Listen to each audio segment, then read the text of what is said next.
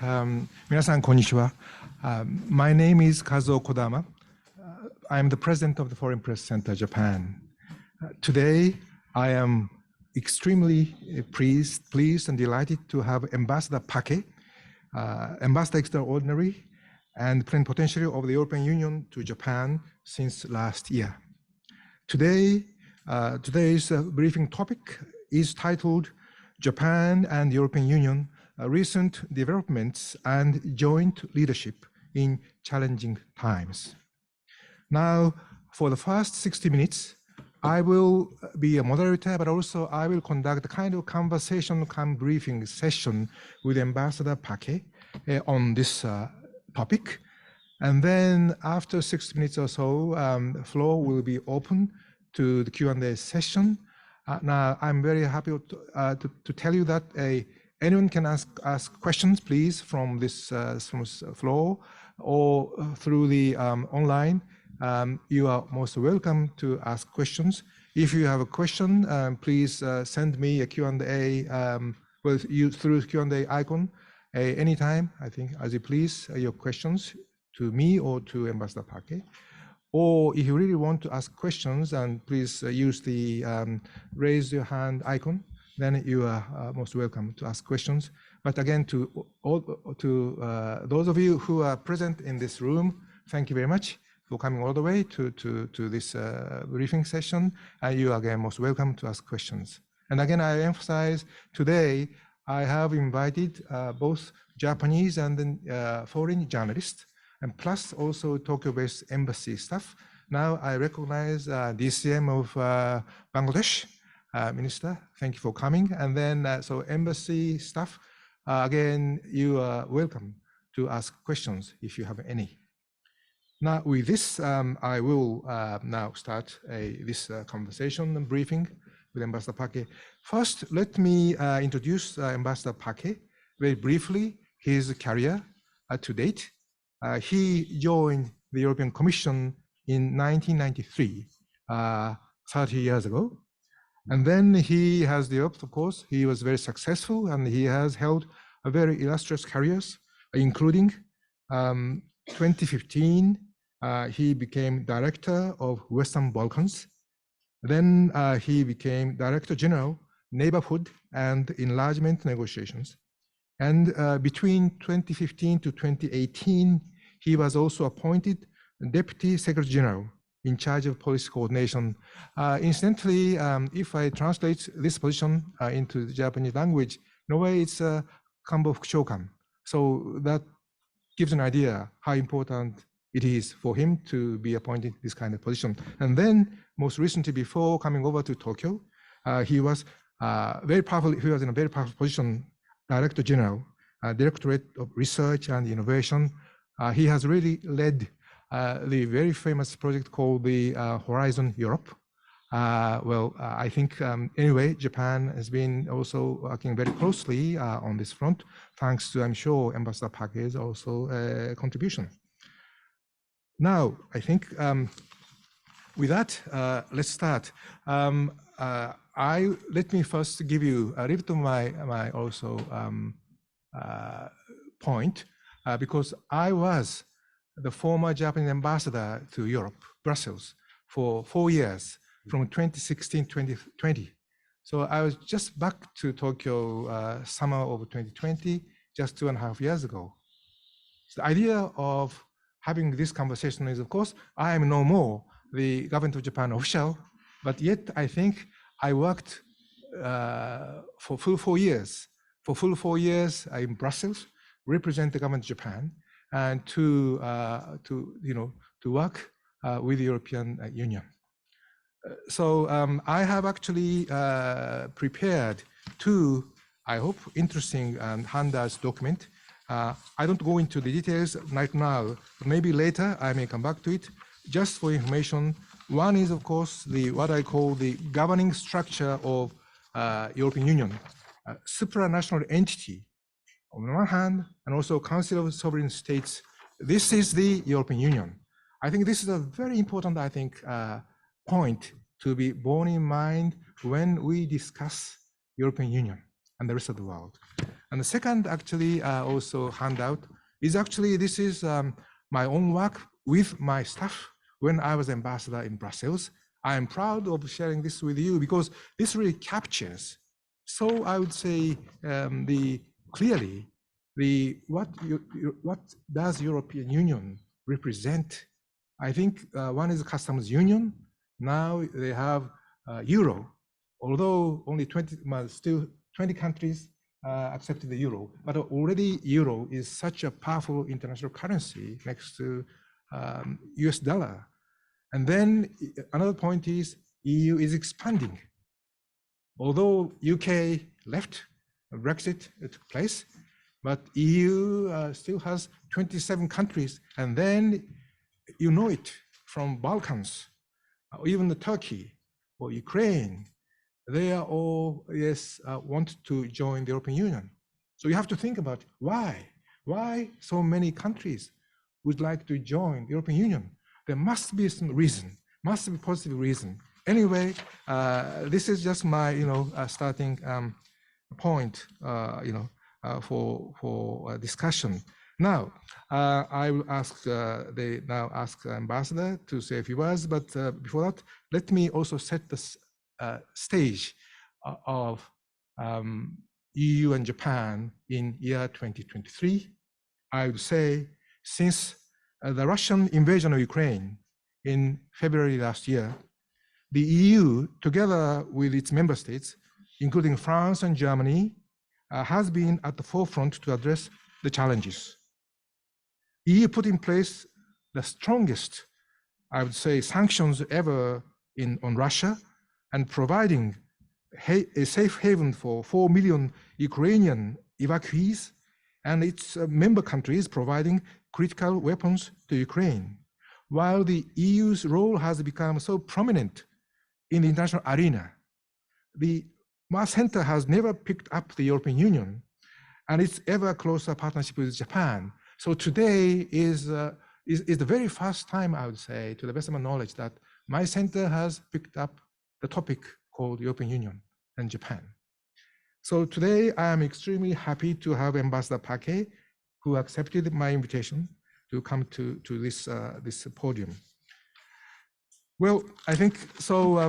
Now the EU is often described as sui generis entity, and not a sovereign nation state, but no the United States of Europe yet, but a supranational entity called Union. So to start off our conversation, press briefing, could you explain why this is the case? I mean, when I arrived in Brussels, I have brought along 2 credentials, letters, one to President Tusk of the European Council, the other to Commission President Mr. Juncker. I was baffled, but this actually is the evidence that EU is different from any other nations in the world. EU is on its own. Anyway, I stop here. Please, anything? Let's have Ambassador. You just tell me whatever you want to share with us at the beginning. Thank you. KODAMA-san, thank you very much, dear Ambassador, for this invitation. Good afternoon, everyone here in the room and online.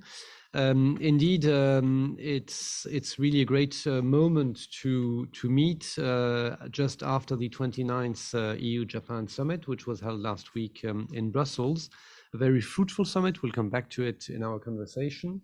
I think the first thing I'd like to say is that I very much hope that in my 4 years here in Tokyo, I will be as successful, KODAMA-san, as you were in Brussels, because you were in Brussels when Japan and the European Union engaged in this new partnership around the Economic Partnership Agreement, a free trade agreement which creates the biggest and most integrated economic sphere worldwide. This was agreed in 2018 and is producing indeed a lot of value already, 20% increase in terms of value despite COVID. And Japan and the European Union also entered into a strategic partnership agreement, really covering essentially all areas of policy where we cooperate more and more concretely together. We have, since these 2 arrangements were put in place, also then developed a number of additional frameworks, a Green Alliance, a digital partnership. We also work in offering partnerships to third countries on infrastructure under the Japan-EU Connectivity Partnership. So there's a lot which is in place, allowing Japan and the European Union to team up. And I think answering to your question, Japan is teaming up indeed with a union of 27 member states, and a union which sometimes from a distance, but honestly also in Europe, occasionally looks a bit complex in terms of its structures, policy role, decision-making processes. And what I often tend to say is that it's not much more complex than a national system. It's simply that citizens in Europe or here in Japan, it's a system which is not yours. You don't interact with it on a daily basis, and it therefore seems very alien, very distant, very complex.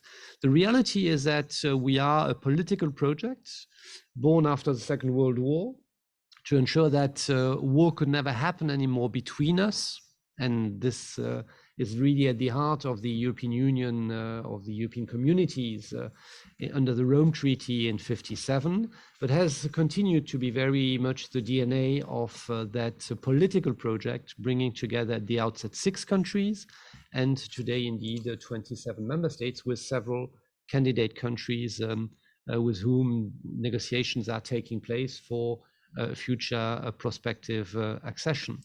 Of course, this initial peace DNA has much developed, and I think what is really binding the 27 member states which operate under one treaty, which is, if you want, the European Constitution, which operate under similar rules, which have policy objectives which are shared, is that we have the same view of building fair, sustainable societies, preserving peace, engaging with the world to ensure prosperous development and peace on the basis of rule of law and international law. And this is what very much is at the heart of that political willingness to work together.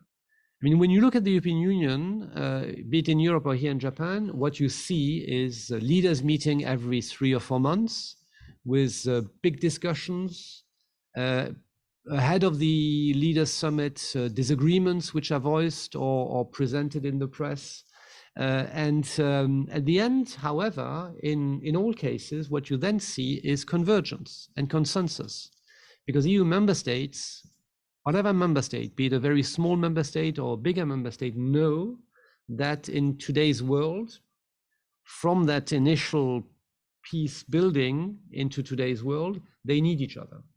And the European Union can have a major positive role in Europe and beyond when it comes together. And this is what European Union policies and structures and decision-making rules really deliver on a quasi-daily basis. The European Union is a consensus-building machine which allows 27 different national realities. I mean, we are very different amongst the 27 nations of Europe.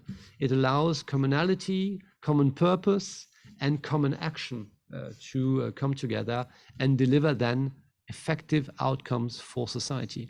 I think one great example recently is, of course, the COVID pandemic. I mean, we are now exiting it, and it's already a bit distant in our memories. But what has happened here is that when the pandemic started at the beginning of 2020, across the globe, obviously, in Europe as well, this was a real chaotic situation. Major concerns for all of us, what this was for us as human beings. Member states reacted in a rather separate way, but very quickly, after only a few weeks, it became obvious that alone they would not be able to deal with it. One member state alone was overwhelmed in terms of its health capacity. It needed the solidarity of other member states. Member states alone could not deal with the economic disruption, and member states alone could not produce at scale the drugs and vaccines which would be needed to exit the pandemic. And so after only a few months, and even if health policy is one of the areas where the competences are exercised largely at local and national level, member states decided collectively, at leaders level, but also then at ministerial level to act together. And the most spectacular part of that action is, of course, the COVID vaccine, which is a European vaccine. We call it Pfizer here in Japan. We also call it Pfizer in Europe because the European company BioNTech, which created the vaccine, teamed up with Pfizer to produce in the US and complete clinical trials in the US. But the vaccine is entirely European. And it is also that vaccine, by the way, which was available to Japan until October of 2021, because from the first day, and that I think really speaks to the DNA of what the European Union is, from the first day when we were inoculating a dose to a European, at the same time we were exporting a dose to the world, and largely to Japan. And then, of course, as of October 21, other countries, producing countries such as the US, started to export as well. But for the first phase, so the first 2 doses, were largely, if not essentially, coming also from Europe. So it's also a health policy, industrial policy, science policy, real success. So 27 member states, EU institutions which bind us, common policies, but then of course also, and we'll discuss it this afternoon, across areas, some policies are delivered at union level, some policies are essentially delivered at national or local level. In most cases, these are shared competences, and the delivery happens across those levels. But in all cases, they are producing change, positive transformation in societies across 27 member states. So it's a sui generis, I think is the right word to describe the European Union, but increasingly at union level, an organization, a political project which has genuine capacity to act. And this is also what drives the relationship with Japan. Well, thank you very much, Ambassador. Now move on to the next topic. But before that, let me set the record straight in a way again to share with you some very basic, I think, facts and figures. Now, I just checked most updated figures regarding the GDP of EU, US, Japan, and China. Now, this is World Bank 2021 data. Now, EU produces about 17.17 trillion US dollars. This is the world's 3rd largest amount. US 23.31 trillion US dollars, number one. Then China 17.73 trillion US dollars. And then Japan 4.94 trillion dollars. Now, US 24%, almost 1/4 of world GDP.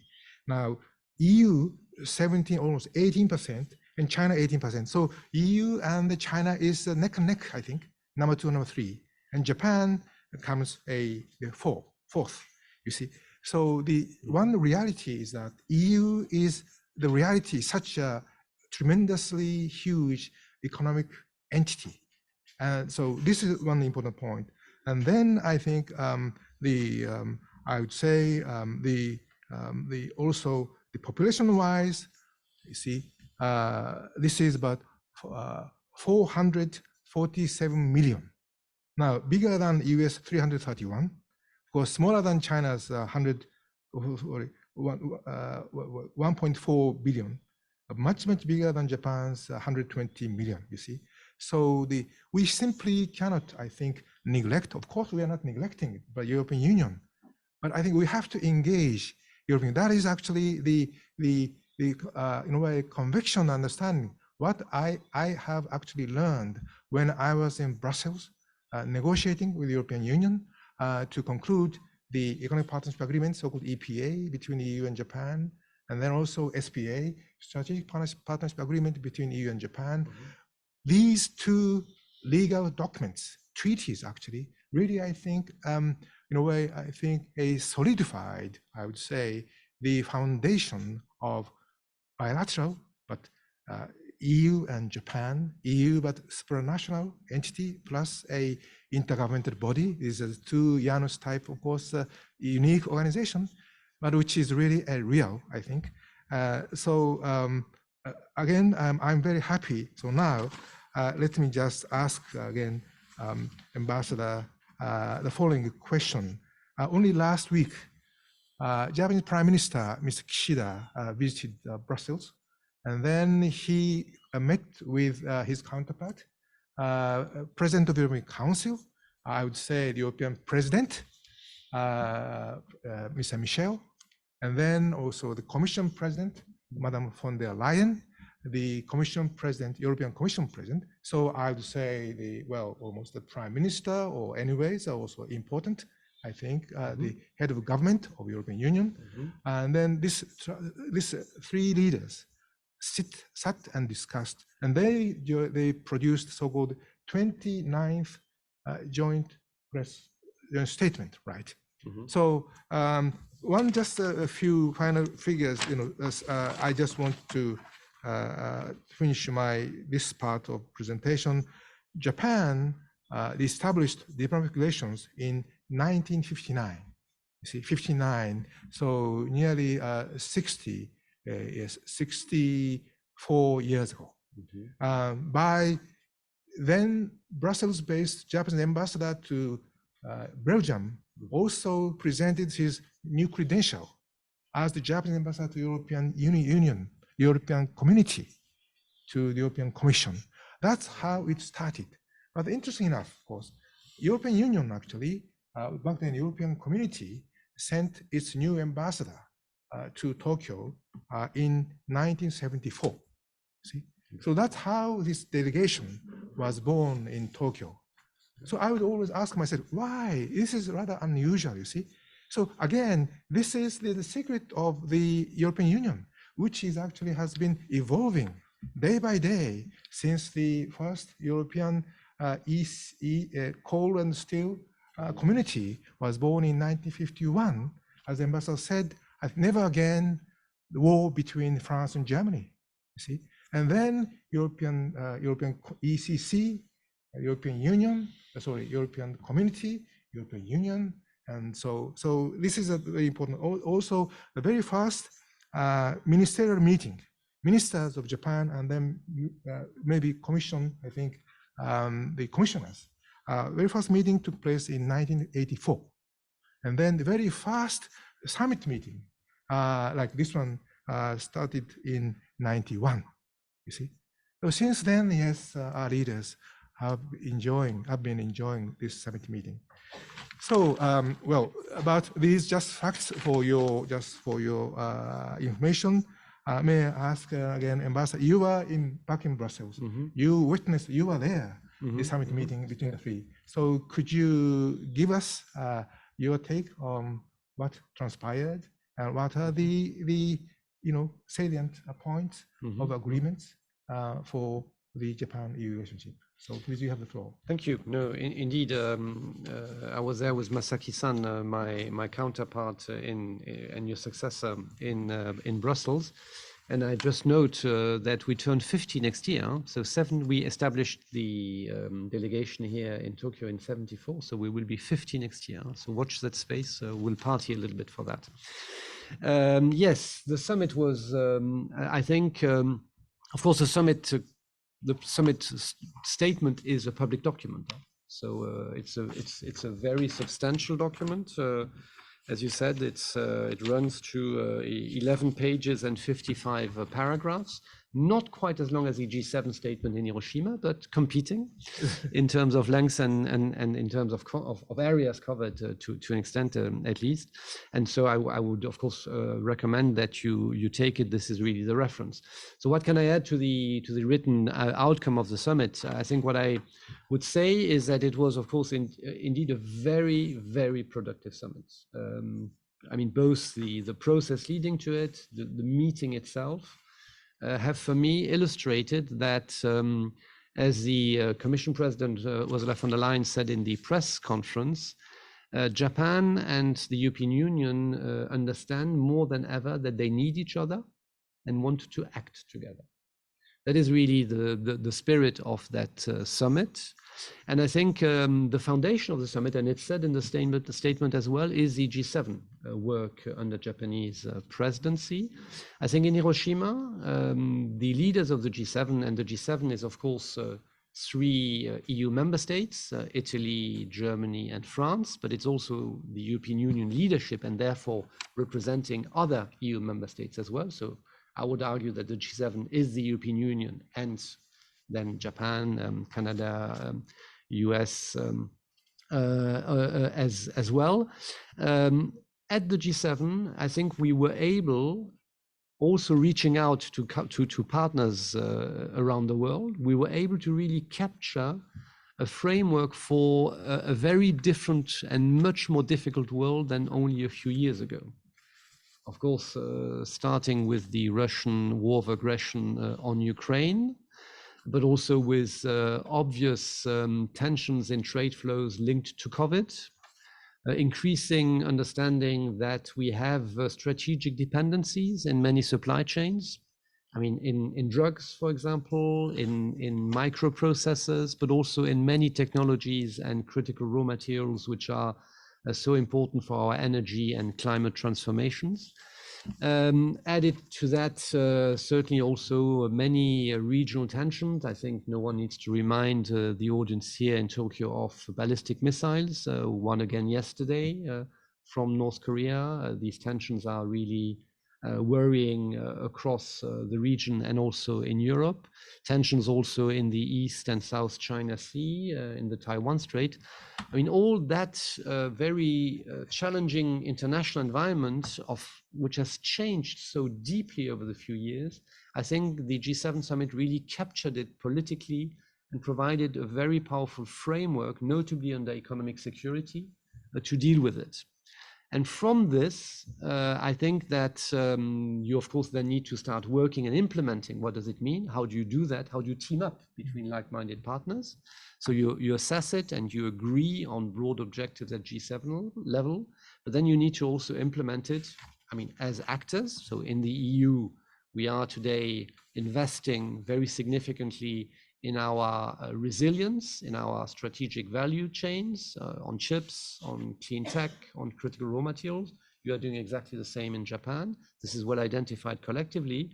And at the summit, we have had these discussions on how can then Japan and Europe together work on it. So where do we do it individually? Where will we sometimes compete on world markets for solutions? That's perfectly fine. But where do we think that we should effectively work together? And leaders have identified many areas: batteries, hydrogen, critical raw materials. There's now an agreement between the European Commission and JOGMEC on monitoring critical raw materials and cooperating on solutions. Partnerships on infrastructure in Asia or in Africa. So very tangible areas which were identified by leaders where Japan and the European Union will team up, and more is to come, as we work together in this very challenging international world environment. So a summit which had a lot of political backdrop, which is so critical. We of course condemned the Russian aggression of Ukraine, reiterated our full support to Ukraine, covered many other international developments. We might come back to it in the conversation. But then the focus was very much in this very candid exchange on where do we work together? How can we make a difference together? I mean, this was not the summit, but that's, if you want, my more personal take on it. What I observe, I've been here now for a year. I arrived in September 2022. I mean, with, of course, as we said, the backdrop of this economic partnership agreement, strategic partnership agreement, this well-identified framework to work together.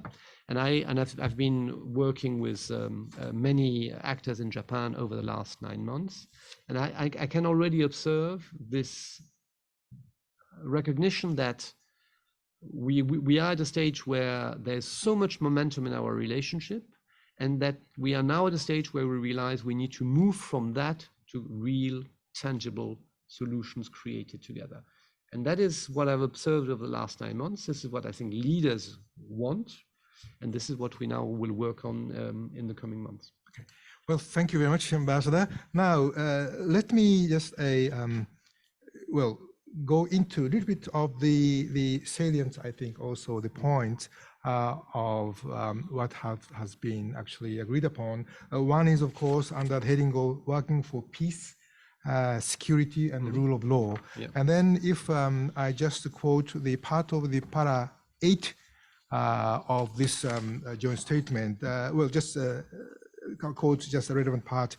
We reaffirm the importance of a free and open Indo-Pacific, which is inclusive, prosperous, and secure, and that protects shared principles, including sovereignty, territorial integrity, peaceful resolution of disputes, rule of law, human rights, and fundamental freedoms.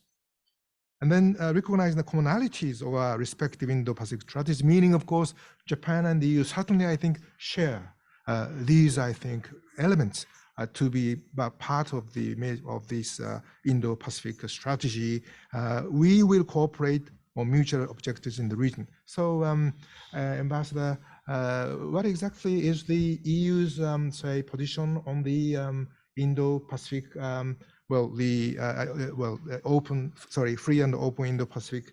The reason why I'm asking you, of course, again, I was in Brussels, and then back to 2015 or 16, I think, I don't think there was a very strong kind of a interest on the part of Europe on what's happening in the Indo-Pacific region. Of course, well, there was interest, but I think not like what you have now. So anyway, I think how you have developed your strategy thus far and so on.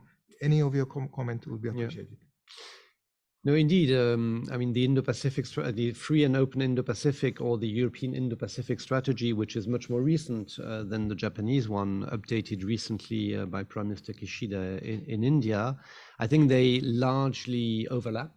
Again, I think we see the challenges, but also the solutions for our own work in the region in a rather similar manner. Obviously, Japan is at the center of the Indo-Pacific.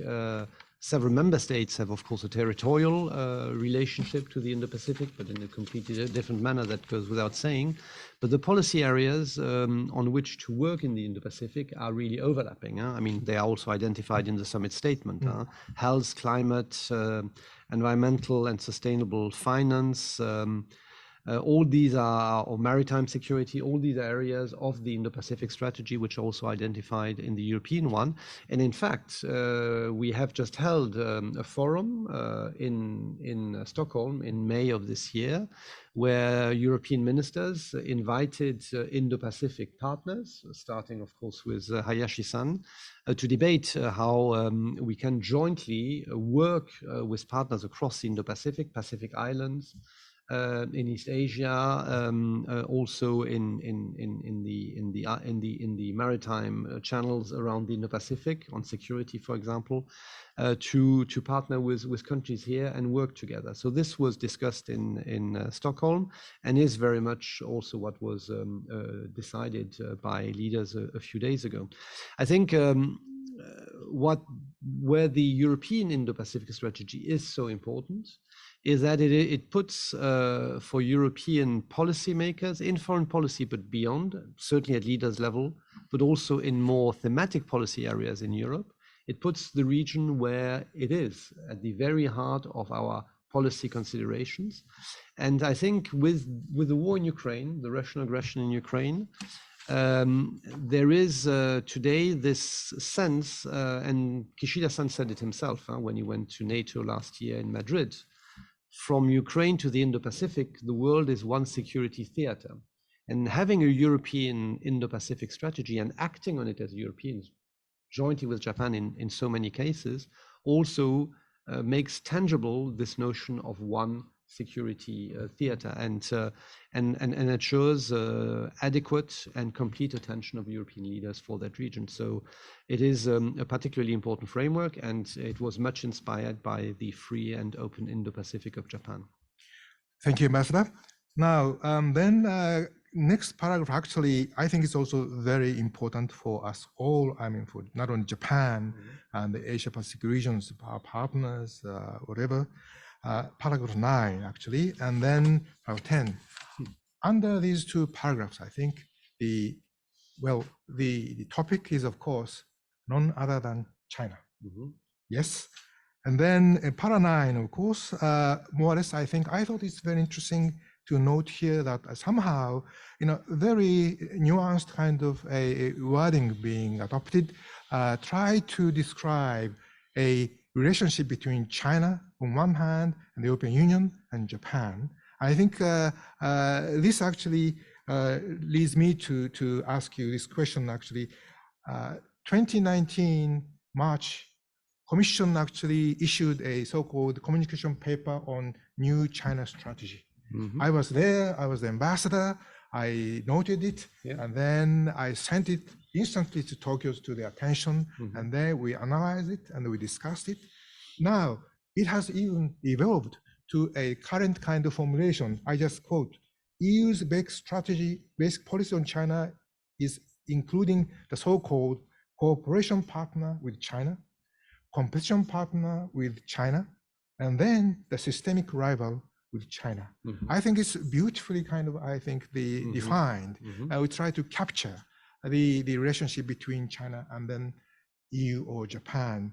So, but at the same time, of course, so the relationship actually embrace quite a I would say, layered, multifaceted kind of relationship. Cooperation, yes, on climate change, it must. Like yesterday, Mr. Kelly was in Beijing, met with the Chinese Prime Minister and then Chinese also Foreign Minister, Mr. Wang Yi, and so on. It is important.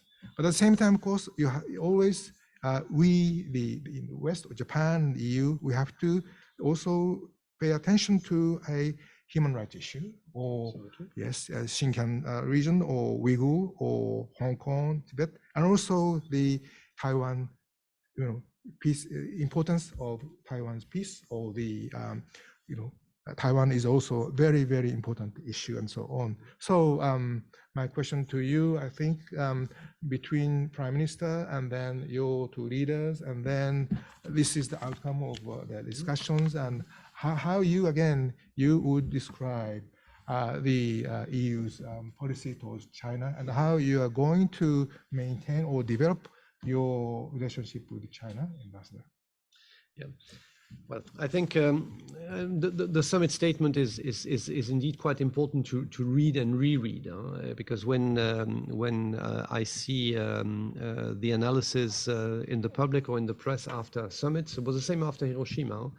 The focus is essentially on the systemic rival nature of China and on the de-risking, a key component. I'll come back to it.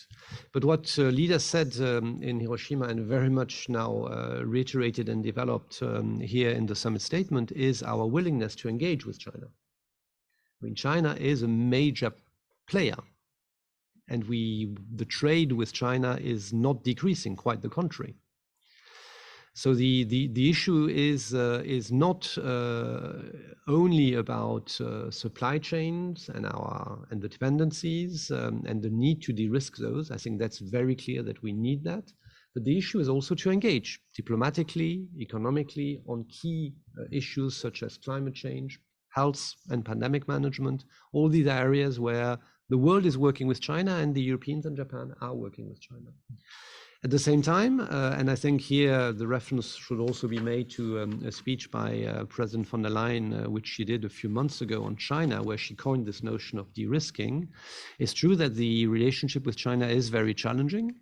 And this concept of partner, competitor, and systemic rival, coined back in 2019, is still highly relevant today.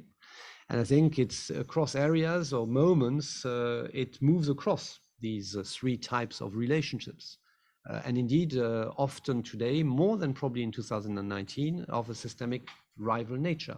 But that is not so much the Europeans or the Japanese which are creating the situation more than the Chinese leadership. So I think in essence, a need to recognize the need for engagement, but also a need to be very clear on where we stand, and you rightly underlined that the statement also refers to the importance for Japan and Europe to continue to analyze together issues related to human rights. Hong Kong, Xinjiang, all these are key issues, and Tibet are key issues in the relationship we have with China, difficult issues. There's no doubt about that, and we will continue to work on those together. We need to work on our exposure in terms of critical raw materials. China just put germanium and gallium on the list of export controls. They will act on it in August. We'll see where they will act and who will be targeted. We don't know yet, but these are two critical raw materials, notably for chips production, not only, also for a number of clean tech technologies.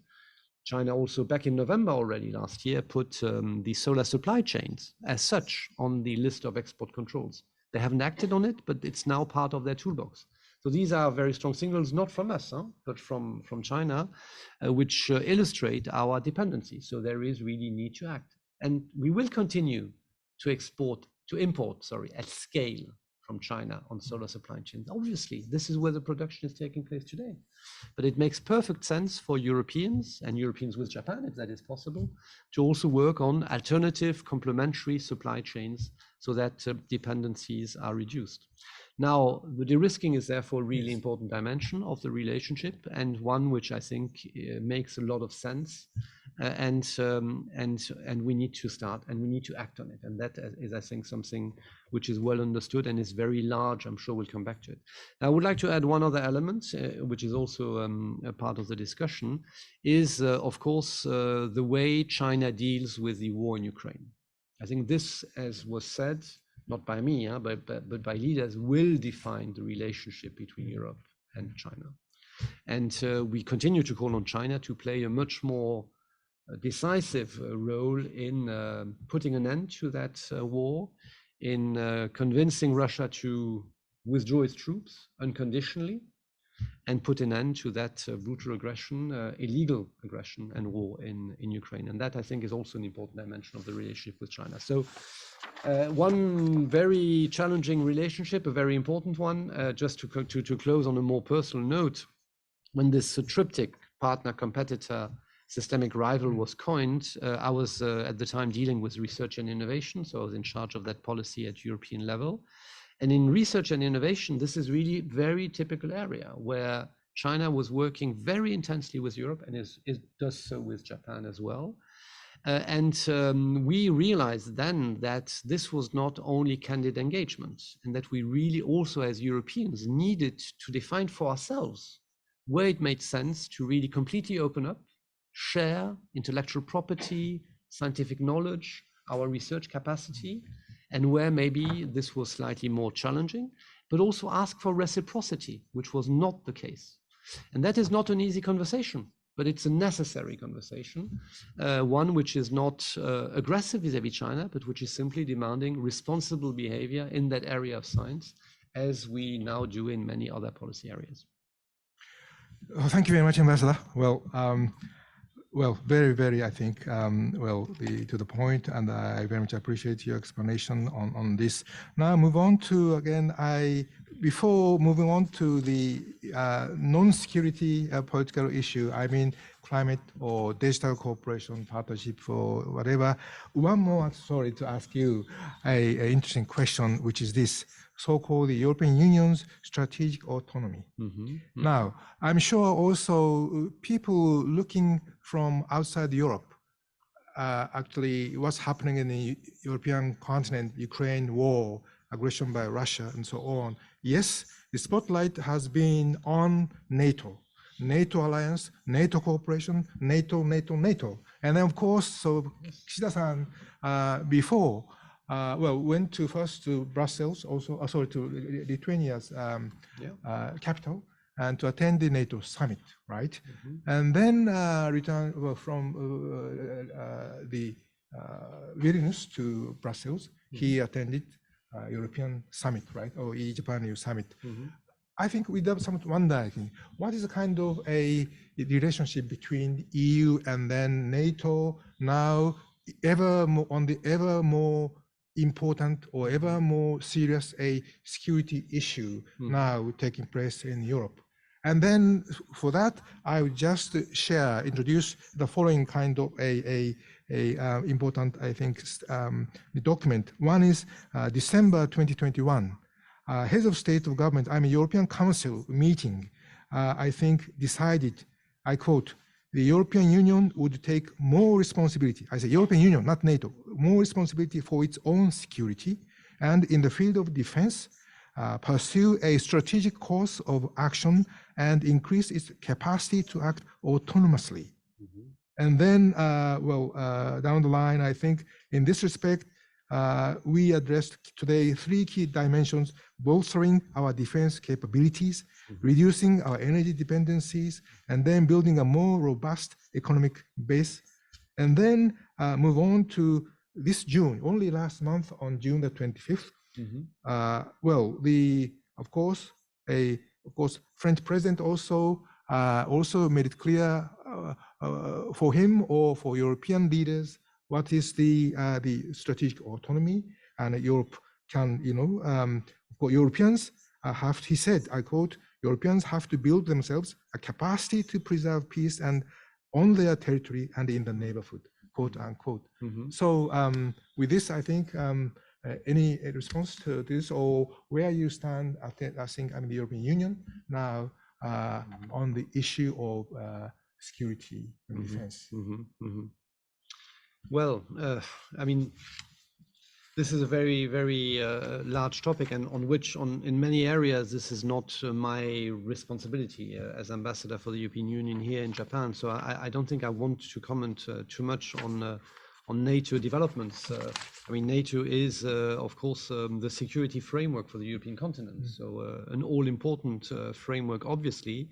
And there is obviously also, in terms of overlap of membership, with now Finland having acceded to NATO and Sweden on the way to become a member of NATO, the overlap is increasing, even if it's of course not complete. And the European Union is not a military setup, but at the same time, the European Union has also become a key defense actor. We are, I mean, just to take the war in Ukraine, we have provided military equipment in the order of several billions of euros to Ukraine, 7 I think to date. We're also training thousands of Ukrainian soldiers as Europeans, of course within national European armies, obviously, but still as Europeans and also under European instruments. And as concerns strategic autonomy, there are, of course, European defense industries, and we have established in the last European budget framework a few years ago, a European Defense Fund under which Europeans cooperate, but this is also quite open. We also have a number of international partners. We are cooperating on developing European weapons and defense systems. This is not something which is new or antagonistic to NATO. This is complementary, and this is how you have put it, and how these European Council conclusions are also presenting it. It makes a lot of sense for Europeans to have their own capacity to act. And strategic autonomy is not autarcy, it's autonomy. And when I was listening to you, and without having prepared that, I was thinking, the way you're putting it is in fact quite similar to the way Japan's national security strategy is putting it for Japan. More capacity of self-defense, more resources, more industry, defense industry capacity. I mean, the debate is not so different. We, of course, have as a major ally the United States, which provides security here in Japan, and so much security also under NATO. That's, of course, the framework, which is historical, but there's also a strong case, agreed in NATO, by the way, that Europeans contribute more, and European strategic autonomy in defense and military is all about that. This is not happening overnight. We know that. This is a story which has not started 2 years ago. This is a discussion which is longer than that. I mean, first military European level defense forces were created, I think, at least 15 years ago. They were increasingly, they are becoming more operational. We have also joint missions, military missions, training missions, naval missions as well at EU level. So we are really becoming a defense actor. But what I think is interesting in the work done at EU level is, and it comes back to economic security now, is that strategic autonomy is also about the economy, and it's also about supply chains. because in today's world, security is not about defense and military only. It's of course much more than that in traditional areas like cyber or anti-terrorism or foreign information manipulation, obviously, but also simply in industrial developments. We've seen it with gas. Pipeline gas was coming from Russia, and overnight, or nearly overnight, it disappeared. It was weaponized by Russia at the beginning of the war.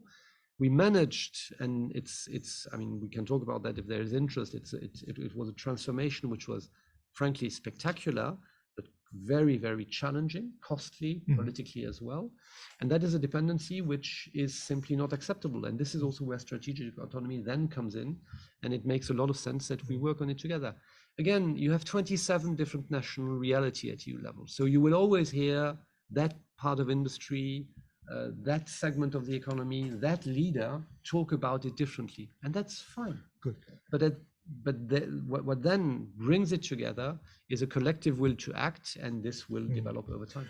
Thank you very much, Ambassador. Now, dovetailing to what you just explained to us, yes, I just forgot to ask you one very important, I think, outcome of this meeting on security. Yes, the leaders agreed to set up a foreign ministerial Japan-EU strategic dialogue, yes. right?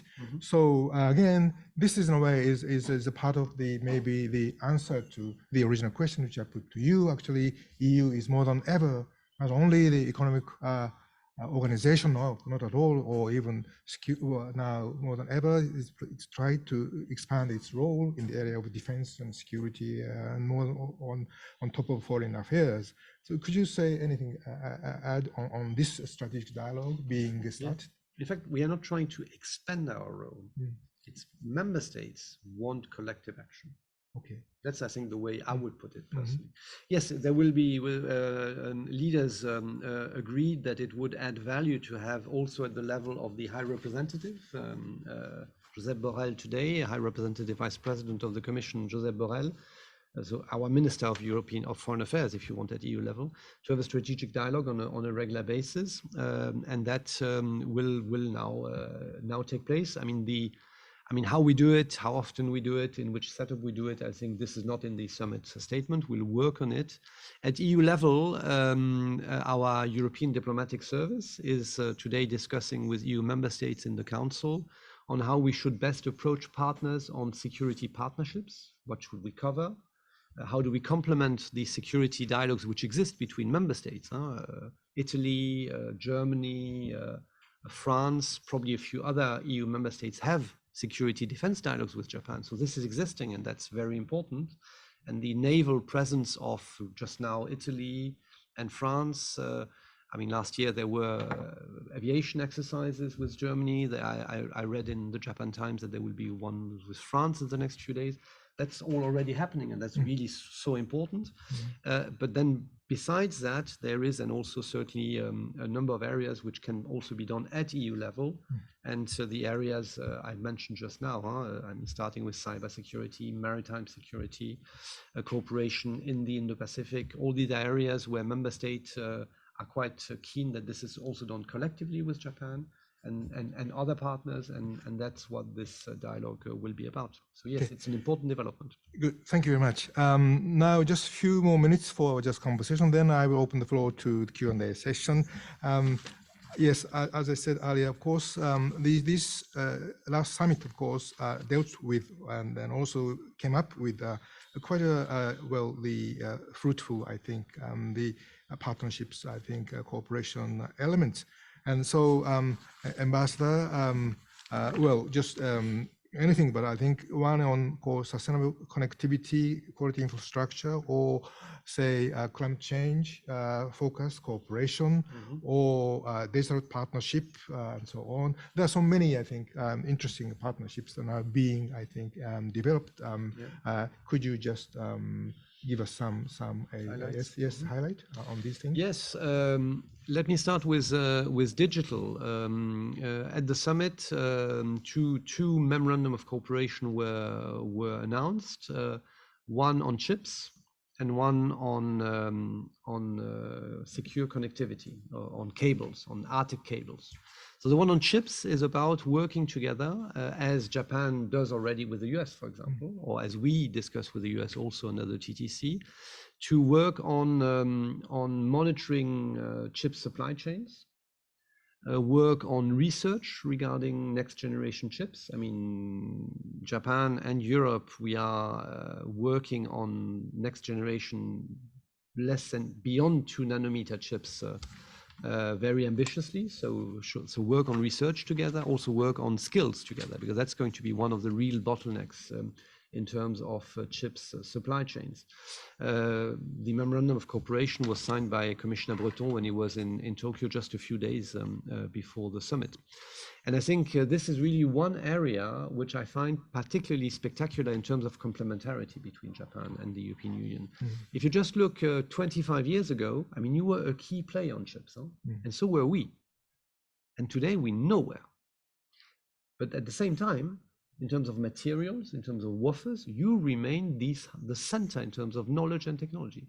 In terms of research and design with IMEC, and in terms, of course, of lithography with ASML, without Europe, nothing happens. So we are completely complementary, and in particular, when you look at the next generation of chips. So I'm not saying that Japan and Europe need to do it together without anyone else. This is not happening, obviously. We are cooperating. You are cooperating, many Europeans are as well, with TSMC in Taiwan. We are working with Intel, IBM is an important player, and Korea as well. All this is happening. But there's here really a case where Europeans and Japanese are completely complementary, and this memorandum of cooperation is a first important step. And I very much hope that the agreement between IMEC, this research center, IMEC is a chips research center, which is the only place in the world. There's no other one. Brussels, right? It's in Leuven, next to Brussels, Belgium. absolutely, where the design of these chip factories is developed. So that's the only place. It doesn't exist elsewhere. Not in the US, not nowhere. So IMEC is a key player, and they have just entered an agreement with Lapidus to open with Rapidus a new center in Hokkaido as the operations develop in the next few years. I think this is a great development, allowing Japan to benefit from that unique research capacity, but also allowing IMEC to benefit from these developments here in Japan.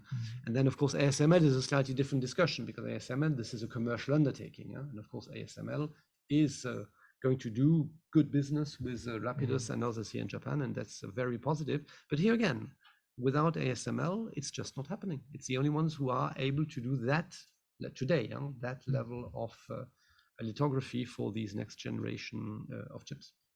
So that was for the, I mean, that's one example. Another really interesting point at the summit, and I'm looking at the clock, I still have 2 minutes, is on Arctic cables. So we have also here a memorandum of cooperation to deploy an Arctic cable between, well, essentially Finland and Japan. This, I think, will, in concrete industrial terms, happen in the next 2-3 years, I think. But a lot of groundwork was done already on the financing, on the technology, and this will be high capacity, connecting the 2 most powerful computers in the world, the one in Japan and the other one, Lumi, in Finland. The most powerful one is in the US, but the other 2 are in Finland, Europe, and in Japan. We will connect them, creating a particularly powerful high capacity computing possibility, but also creating, in terms of alternatives, secure connectivity, one more piece of infrastructure. And that memorandum of cooperation is not just Europe, Japan. We also hope on that basis to speak with the region and see additional connectivity deployed from Europe to Japan, Pacific, and other parts of East Asia. So that's another very concrete example. I find this so tangible. I think that is really one of the great quality leaps of that summit.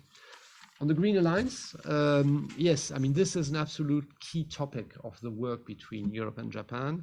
I mean, maybe just to say here that for Europe, the climate crisis, and I think the weather of the last few months, again, I mean, after last year, and the year before, and the year before, and the year before, and the extreme weather events tells us that time is up.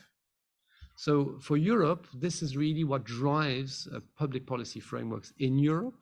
We have, of course, the 55% CO2 reduction target, which is not a policy target. It's a regulatory, obligatory target for Europeans and European industries by 2030, which necessitates investments, technology development, and deep transformations of the way we exist in Europe. And then, of course, moving towards climate neutrality. So we are, of course, certainly ahead, because we've done that now for 30 years of the world. But we very much team up with Japan as well on deployment of technologies, on regulatory cooperation, but also on working with partners.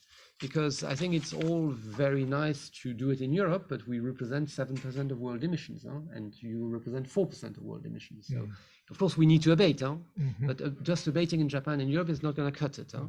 I think we underestimate sometimes how much is happening in China in terms of energy transformation. A lot is happening, and that's very positive. I can only hope this will accelerate. You spoke of Kerry's trip to China. Franz Timmermans, Kerry's equivalent on the European side, was also in Japan a few weeks ago. So I think we need to continue to engage also in the context of the multilateral COP28 exercise with China.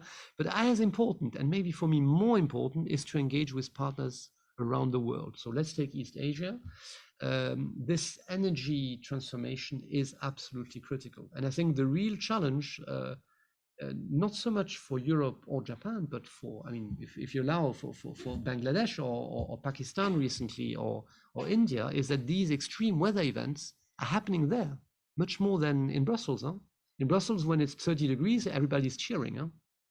When it's 48 in India, no one can cheer anymore. So that's where it needs also to happen. But of course, at the same time, the development needs are, of course, of another moment of the development of your nations.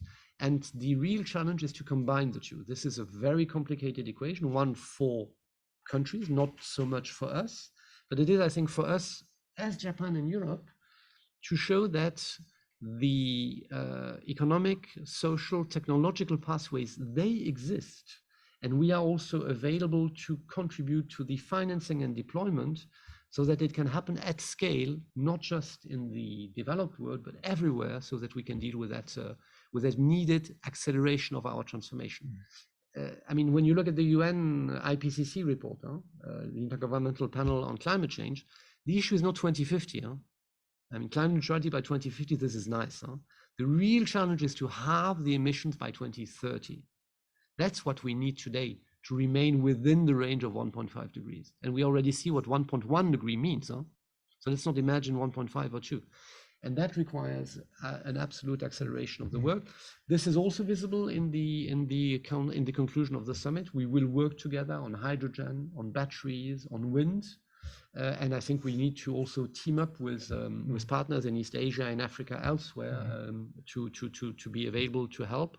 It's the interest of our partner countries, but it's our interest as humanity more generally. Well, thank you very much, Ambassador, for your very eloquent expose on these issues.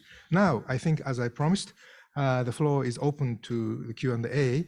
I have already received two through online channel questions, but I think, as I mentioned earlier, first I would like to invite participants in this room to ask questions. Anyone who has any questions, please raise your hand. Kawakita-san, please. That's microphone. Yeah, just Thank you very much, ambassadors, for your comprehensive and wonderful presentation. That's very meaningful and valuable to us. I would like, my name is Sho Kawakita with Kyodo News, Japanese News Wire Service. I'm a senior staff writer. I have a question that you didn't touch on. That is a so-called Global South. You know, it's favorable in itself to strengthen the relationship between the EU and Japan, but we need to keep it in mind that a considerable number of countries have not condemned Russia's aggression of Ukraine so far. That fact shows that it's not enough for us to simply unite the West or G7 alone. So if we don't address the resentment of the global south, we cannot effectively defend the rule-based international order. So my question is, in the defense of key rules and principles, how can Japan and the EU expand our cooperation to win the so-called fence sitters as the allies? Thank you. Well, I think I covered the global south, but I don't like the concept of global south. I call it the so-called global south. Yeah, I say the so-called global south, if you allow me, Ambassador. I mean, we are, and this is not, I think, only linked to the Russian war of aggression in Ukraine, but I think as Europeans, but I think it's the case in Japan certainly as well. We know that our partners around the world have their own needs and agenda. I mean, they have policy choices, they have trade-offs, they have agency, if you want. And that is something which is well understood by the Europeans. I'm not saying that we are perfect, but we are certainly well aware and engaging with partners on that premise. Now, it's true that in the UN context, there is not unanimity to condemn Russia, but when you look at the resolutions, notably on the chart, on the violations of the UN Charter, I mean, it's not unanimity, but it's really, really extraordinarily large. So I think there is a large international consensus, nevertheless. And I think the work we do with our partners cannot, as we sometimes maybe ourselves put at the outset of the war 80, so long ago now, only around the war in Ukraine. We need collectively to support Ukraine. We need collectively to ensure that Russia withdraws its troops unconditionally and puts an end to that to the atrocities of that war. And of course, we'll have to deal with the consequences. There cannot be any impunity. But all that, I think, is a discussion which is important. But that cannot be shaping the relationship we have with our partners. It's part of the conversation with our partners, but it goes much beyond that. I mentioned just now climate change policies. I personally believe that these is really very much the center of gravity of a lot of the work which we are doing today, because it goes into trade, it goes into development, it goes into the key challenge, and it also goes into the development of societies, because digital but also energy transformation are about empowering people. So it's really a very critical agenda. That's what our partners say, and that's what we think too. So we are, and I think we are more and more, and I hope we will increasingly do it together with Japan. Maybe to broaden a little bit, if you allow me, my response, not as directly to your question, is also, I think, the work we are doing under the European Global Gateway, under Japan's development policy instruments. I mean, the G7, of course, covered that as well on infrastructure. We have a connectivity partnership between Europe and Japan, which dates back. You still oversaw it. It was 2019 that it was agreed between late Prime Minister Abe and Jean-Claude Juncker. And we struggled a little bit for a few years to get it going. At long last, we have now identified a number of projects. It's not so easy between actors when they engage with a partner to align support. It's already not so easy to discuss with a partner on, so what should we work together? But then do it together is even more challenging. So that's, I think, well understood. But we have now, I think we're in a rather interesting place where we have a number of projects in Asia and Africa and many more where we hope to be relevant for our partners together. And I think here, where I see, and this is implicit, not explicit, so let me make it my own point, not so much the leaders at this stage, where I think the next step is to work, let me take Africa. We are, as Europeans, discussing with many African partners on mining and processing of critical raw materials. Obviously our interest under supply chain resilience and dependencies, but certainly also interesting for our partners, because the discussion is not, we come and mine and thank you very much. We mine. If you're interested, we help develop a processing industry, which creates much more value for the partners. And then we have, of course, an agreement in terms of buying. So that's a discussion the Europeans are having with several partners in Latin America as well. You as well. Japan is having the same type of conversations in Africa and in Latin America. And there will be a number of cases, and the US too, and others. There will be cases where I think we can team up.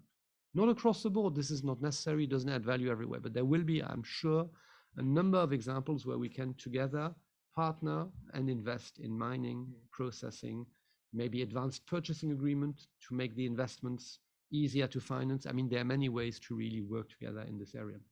Another example is on energy production. I mean, one key development is hydrogen. Now, this is very visible in the statement. For Japan, this is a key priority for us as well. But hydrogen markets don't exist, neither on the demand side nor on the supply side. So there is really here a real issue of public policy intervention. And here again, critical mass justifies fully teaming up. We don't completely align on hydrogen. We are much more on green hydrogen. You are more comfortable with other forms of hydrogen. That's a discussion in itself, but that's not the point. But in working together with partner countries in catalyzers, so as to use renewable energy and create green hydrogen, would be highly relevant for everyone, for the country where it's produced, for transportation to Japan or to Europe. It's a win-win across the board. Of course, it needs to become economical. That's precisely where we are not yet. But by doing it together, there's really here a lot of potential. So there's a lot of work. We are engaging with very many in East Asia, where you are certainly leading more than us, in Africa, in Latin America. And I will bet with you here today that next year, after next year's summit, I'm sure we will have a few concrete examples. Thank you very much. Now I think I will then pick up one question from the online source. The question is put by Anthony Rowley of South China Morning Post. I just read it out. It seems that NATO cooperation has taken precedence over EU-Japan cooperation, economic and other issues in terms of urgency. Would you agree? And if so, how can the balance be redressed? I don't agree, not in the sense that EU is more important than NATO, but I mean, these are two different setups. I said it earlier on. So I don't think this is an issue at all. So I don't think any balance existed, which needs to be restored. Right. Okay. Thank you very much. Now again, a question from the floor. Yes, please. Identify yourself again, please. Yes. Hi, I'm Nancy Snow, and I write for Nikkei Asia and sometimes Nikkei Business. I write opinion. And as I'm listening to the extraordinary cooperation that the EU and Japan have, I think about they're sort of low key in what they do. It seems you need more advocacy, because when I open the paper every day, I don't see a lot of stories about the EU, sometimes not about Japan either. They're almost taken for granted. And so isn't there a public education, perhaps a strategic communication angle to what it is that the EU does? Because you began your talk today talking about the structure, but then you got on into all of these cooperative agreements, and these are places that were devastated by war. They're incredible, successful turnarounds as stories, and I'm just trying to figure out, how can we frame this? How can writers frame this to get people more excited about this very strong partnership? Thank you. Thank you, Nancy. Thank you for your question. May I first, then Ambassador, you just give your thought on this. I can't simply agree with you more. That is my first answer. And then for the 4 years, as I said, being in Brussels, I actually struggled to say, how should I put it, the elevate a kind of the visibility. I use the word visibility of real Japan EU a relationship or collaboration at all levels, you see. For example, about when I was there 4 years, do you believe it that I received Prime Minister Abe 5 times during my 4 years? This can't normally happen. Why it happened is because there was business to be dealt with. That's why Prime Minister Abe came to Brussels 5 times, sometimes twice a year. My staff complained, not complained, they were happy. They were obliged to work so hard, you see, but we were so happy. Yet, the coverage of his visit, yet the coverage of the outcome of the negotiations was not I expected to be, you see. So this definitely there is a gap. One, yes, so I have to be very careful now. I'm entering into other dangerous, zone, because I have to be a bit critical of the media's perception on Japan, EU, or EU. You see, for example, I think a conventional or the powerful Japanese media, TV station or print medias, their European, head office or bureau is based either in London or in Paris or in maybe Berlin, not in Brussels. This is changing. I have been asking the media people, we've got to change it because the European, capital of European politics is Brussels, nowhere else. And then the France, Germany, very powerful, very important as member states, and also the European Parliament now sits in Brussels and Strasbourg, and then European Commission sits in Brussels and so on. So I think this actually event also is a small way, I think, to sensitize the importance of Japan relationship, I think, to you and through you to also the Japanese people and beyond. So yes, and we are mindful of this very need, I think. And then yes, we have to. So I have to again also mobilize not only the government. Of course, government also must do more. I think they can do more. And then also with media people, and also maybe schools. I think also researchers, and we have to mobilize. I think all these sources. To shed more light on the very serious importance of Japan. And my final message is Japan and the EU, in my own words, actually also my answer to Kawakita-san's question as to how to deal with this global south. I think, one word, I think Japan and EU actually now more than ever are committed to pursue what I call, quote unquote, a normative realism. This is so important, I think. You see, normative realism is what is necessary. And then with that, I think I can speak to African people. I will speak to Middle Eastern people and so on. Anyway, I stop here. Ambassador, please, your thought? I don't have, it's a story which is not so easy to tell. It's the same thing in Brussels. And I think one dimension of it is that European Union institutions are operating in a setup where they need, and rightly so, also respect what is happening at national level. So we are also always extremely mindful to ensure that this is well understood. A lot is happening at national level. A lot of the political legitimacy, a lot of the ownership also in societies is at national level, and that's absolutely normal. There's, of course, always for each of us a dimension with it, which is European as well.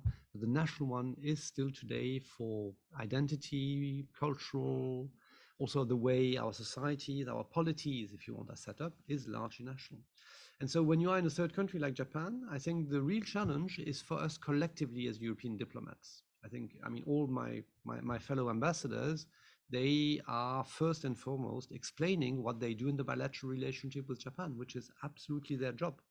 But they are also increasingly, and I'm trying to do it as well, also explaining the European story. And I think this is now not here in Japan only, but also here in Japan changing. And with that, I think it will become easier.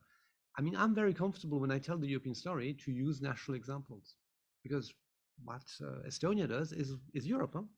What happens in Bulgaria or in France, that's Europe. Of course, it happens in a national setup, and sometimes it's a purely national decision, and then usually but still it illustrates what we are in our diversity. And I think more and more national ambassadors are presenting their national work with Japan, but they often and more, and that's really great, put it in a European context. And with that, I think it will improve. All right. And now, one more question actually from the online, I think, listener. Mr. Takahashi Kosuke, the diplomat, journalist, I just read, which concerns Taiwan, China. Okay, I just read out. The joint statement of the summit says, I quote, "We oppose any unilateral attempts to change the status quo by force or coercion anywhere in the world, and reaffirm that the acquisition of territory by force is prohibited," unquote. Yeah. Now, there are growing concerns that China may invade Taiwan in the next few years. What can and will the EU do should China invade Taiwan? I think the statement says it all. I don't think I can comment. This is too hypothetical, honestly, for me. So I will refer you to the key part of the statement which you have well identified. Thank you, Ambassador. Now, we have a few more minutes, but less than 10 minutes, but you're most welcome. どうぞ、はい、お願いします。Thank you so much for your time today. I'm Sakura from Reuters. I wanted to ask about the chips and microchips. The US has gotten the Dutch and the Japanese involved in kind of trying to restrict China's access to chip technology.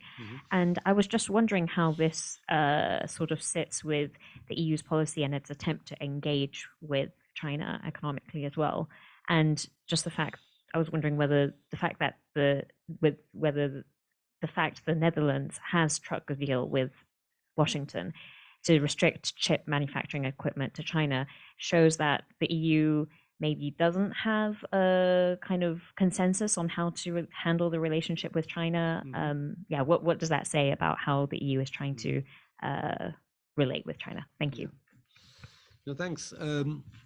So yes, indeed, the decision on export, on the ban of export of chips technology taken indeed by our Dutch colleagues and here in Japan and in the US were decisions taken under a framework which is a national one, and there is no EU level instrument to do it at EU level, which is why it is taken by one of our member states.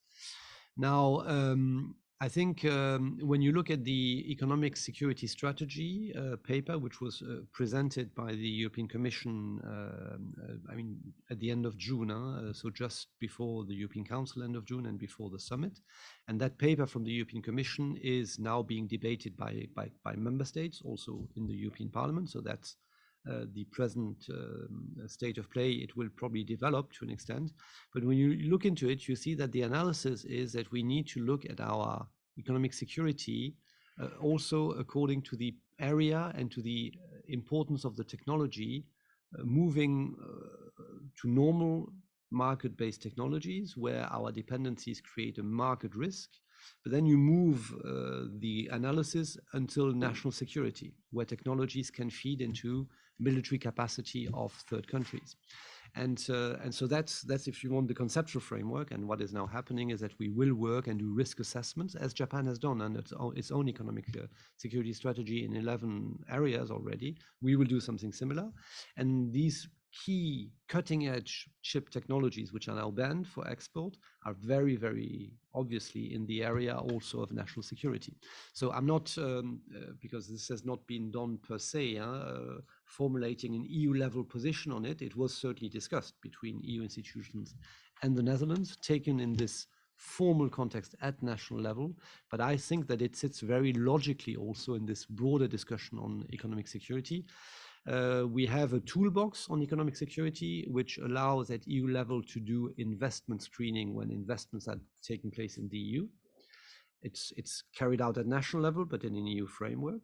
We have an anti-coercion instrument at EU level, so we can act at EU level if a company or a member state is coerced by economic means. And we are now discussing how we could best at EU level have a framework to look at export controls and also outbound investment. Not an easy conversation at EU level, because this is very much national today. And so the discussion is, where does it, and how much does it make sense to also do it at EU level? So that's the ongoing debate in Europe. So we'll see where it lands in the next few months, and there will be developments, no doubt. And so your question might have a different framework in a few years' time, but for now, it was a decision which was naturally done at national level. Thank you very much. Just 5 minutes, but still we have time to have a question from the floor or from the online listeners. If you have, if not, I have just one final question actually, which I put to you regarding the future of Europe, Ambassador. A bit philosophical about it. Let me put it this way. It was, I think, yes, June 2016, the British people voted to leave the European Union. That's how the Brexit started, right? The negotiations started. And then the UK, yes, has left the European Union. And on the other hand, actually, as I mentioned earlier, as I show this on this chart, from the Balkan states, including, of course, Serbia, Montenegro, they are already candidate states to join, and Turkey, even Turkey for many years. Now also Ukraine has admitted as a candidate state, Albania, North Macedonia, so on. They are on the line, on the queue actually. On the other hand, I had a feeling when I was there, for the time being, European member states seem to be content to rather solidify their kind of the solidarity amongst the existing member states, and then not time to expand further at this moment, because there are so many challenges confronting the European Union at large. So, but and then also there is another discussion on to what extent is the European Union democratic enough? I mean, so kind of deficit of democracy is always somehow floated in the media somehow to this extent, and how you should strengthen the European Parliament. Yes, this is a big issue, I know, so there's no easy answer to that at all. But anyway, I'm very grateful if you just share your personal thought on the future of Europe. I mean, the EU, of course, would stay there, but what kind of integration process will take place or not? Any of your observation would be appreciated, Ambassador. Thank you for the last question. I think on the enlargement of the European Union, I think what is happening with the war in Ukraine is that the policy has been reinvigorated. I think there's no doubt about that. When you were in Brussels, indeed, negotiations were difficult, were slow, and the political momentum, I mean, I don't know how to put it in this public setting, but I would say was limited. With the war in Ukraine and the candidate status granted to Ukraine, we have really changed the framework within which enlargement policy is now happening. And this is reopening, I think, medium-term perspectives of accession of new member states. I mean, in my career, I was at some point part of the accession process of the 10 new member states in 2004. So Poland, the Czech Republic, Slovenia. I mean, we had 10 member states joining in 2004. I mean, this was a historic moment. I'm still very proud to have been playing a small part in that at the time. And this was the pinnacle of enlargement policy, really. And it then became indeed much more challenging. We, of course, still had Bulgaria, Romania, Croatia joining in 2013, but it's much more complicated with the Western Balkans. But it's true that joining the European Union requires deep reforms. This is not happening as such. I mean, you need to reform the functioning of your economy, of your society, your democracy, rule of law, judiciary system, public administration capacity. Nothing of that is easy. And we have, in the last decades, set up a framework with rather strict and clear criteria, which then allow the reform process to happen. And in fact, this is really very much about helping reformers reform. This is really what this is about at the heart as a policy. So yes, when you were in Brussels, things were moving slowly, including in the Western Balkans. The the medium-term perspective for Ukraine is really reopening that conversation. On the future of Europe and democracy, I think, as a European bureaucrat, I'm maybe not very well placed to speak about democratic legitimacy, but I would argue that on the contrary, we have very solid democratic mechanisms. I mean, the European Parliament is directly elected by the people. Yes, in national constituencies, but no matter, directly elected. And the participation in 2019 was increasing again, admittedly from a not perfect level of the European Parliament in 2019. And each individual minister or leader is a completely legitimate democratic representative. And they are making the decision together with the European Parliament. Huh? It's not because you're a minister that you're not democratically brought into office. So this is how the business is done. Huh? On top of that, you of course have a Court of Justice for the rule of law. You have a Court of Auditor. You have a full setup which is very demanding. I think the oversight exercise on EU policies is nearly unmatched, to my knowledge at least, internationally. So that also I think gives a lot of accountability to the setup. Again, we are not perfect. I'm not pretending we are, but we are nevertheless have a very, very robust system. So yes, the European Parliament is embodying the democratic nature of the European Union. If you want, the Commission is the EU interest. The member states are the upper chamber, and the most democratic classical institution is the European Parliament. But the European Parliament has full co-decision process, full co-decision powers. So any piece of legislation which we produce is fully, really fully decided by the European Parliament. Huh? If they don't agree, no legislation.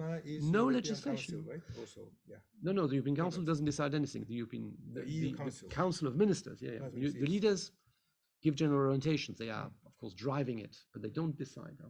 It's ministers who do that. Yes. And I mean, if one day you are interested, I'll be happy to discuss how policy making is really happening. But it's essentially a machine to create outcomes. That's what it is about, and that's what makes it very robust. This actually is trying to explain there's this complexity of this governing structure. And again, anyway. Japan is pretty complex too when you arrive, I can tell you. So.